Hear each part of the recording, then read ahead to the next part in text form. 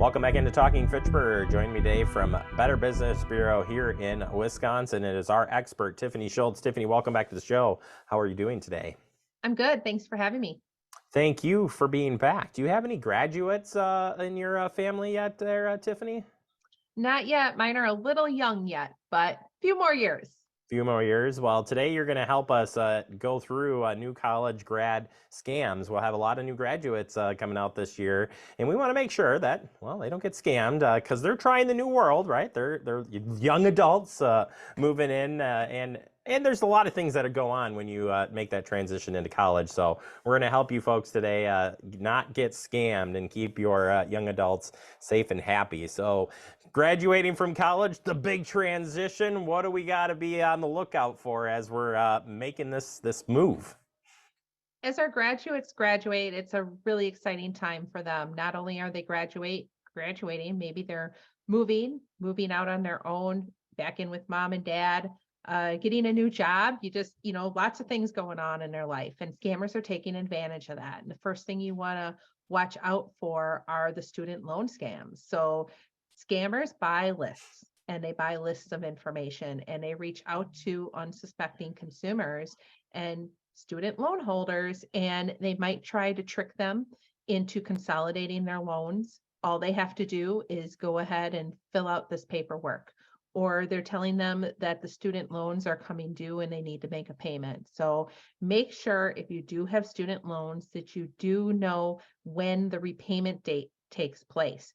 Sometimes it's 3-6 months after graduation where you have to make those payments. If somebody's reaching out to you ahead of time, you want to verify that it's a legitimate company. Sometimes they are legitimate companies that are reaching out to you, but sometimes they are not legitimate, and they are out to collect your personal information and or your money.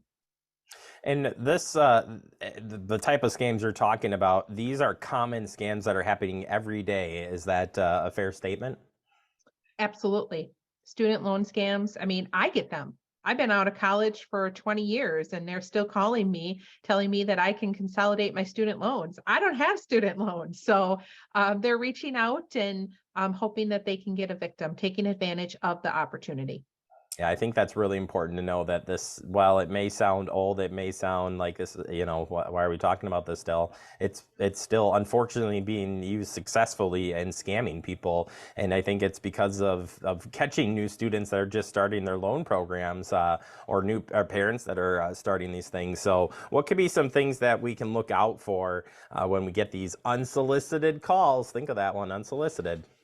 Keyword unsolicited. If somebody is reaching out to you, that's the first red flag. If somebody is telling you that you can consolidate your loans and all you have to do is complete this paperwork, you should be able to take a peek at the paperwork, research the company first. Does the company really exist? That's a key part of it too. The company may or may not exist. What type of information are they looking for? What do they want you to do?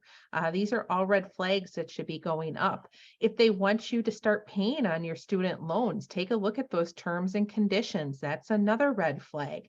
If your student loan repayment doesn't take place for 6 months, nobody should be reaching out to you ahead of time.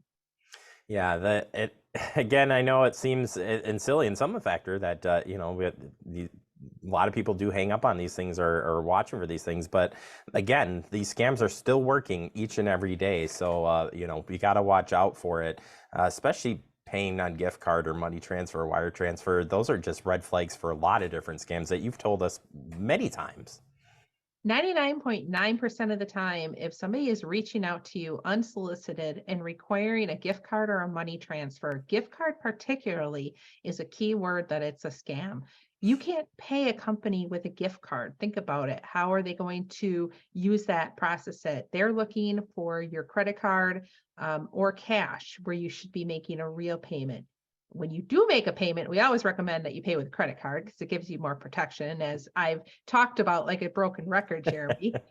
Still want that t-shirt, by the way. But if they are asking for a gift card or wire transfer, that's a red flag that it could be fraud too. Yeah, no, it's good information. Let's quickly touch on folks that are working on the jobs and getting jobs in college and stuff. It's a pretty risky scams that are related to college jobs for the summer, especially because there's a lot of work from home stuff, and that there's just a lot of things you got to watch out for. So give us some tips on what we can look for as we're researching for those summer jobs or college jobs. Employment scams have been in the top three for the last several years, and it's bounced around in those top three spots. Last year, we saw it rise to the second spot, so it is on the rise. And what happens is employers reach out to you unsolicited. Maybe you do have your resume posted on a job board. Maybe you're just receiving a random email that you can do an entry level position for an inflated salary.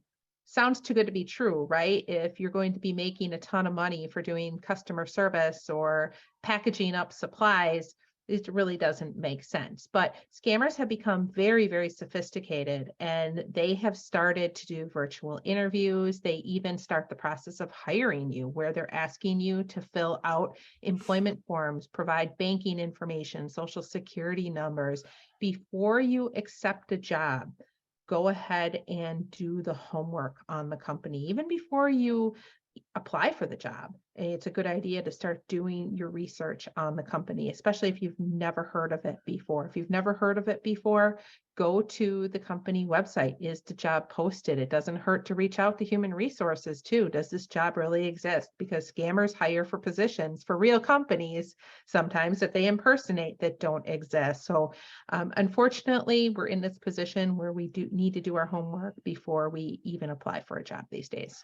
Can you search the Better Business website for scams in general on specifically like name of business scam, a job scam or something? Is that a resource you have through your website? Absolutely. bbb.org/scam tracker. You can search for the scams taking place in your area. You can search by scams by company name, category. It's really a great resource to see what's going on in your area. If you do counter a scam, we want you to report it to us, because when you report it to us, it allows us to get the information into the hands of others so that they don't fall victim to becoming a victim of a scam. So scams aren't going away. Our best defense against scams is education, especially as they become more sophisticated and more complex.